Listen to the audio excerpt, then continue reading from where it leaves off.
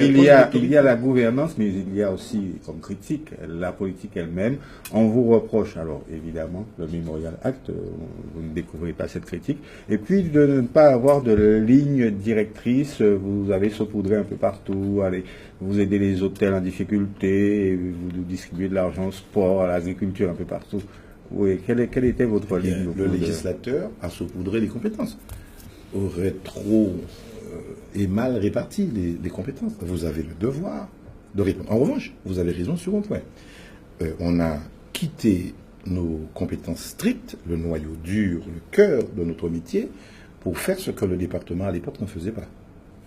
Ça m'est arrivé, et ça arrive, de donner des aides sociales. C'est pas notre job. De financer les hôpitaux, de financer les personnes âgées, de financer les crèches. Parce qu'il y avait là une carence manifeste. Ça m'est arrivé de m'investir pleinement dans la gestion de l'eau, alors que ce n'est pas ma compétence. Sur les déchets, sur le transport public de voyageurs. C'est une catastrophe. Oui, peut-être là, la critique peut être prise, mais au contraire, c'est un hommage rendu, si j'ose dire, à une collectivité qui n'est pas restée indifférente à la souffrance des Guadeloupéens et à leur quotidien. Au point que dans ce programme, on parle de révolution du quotidien.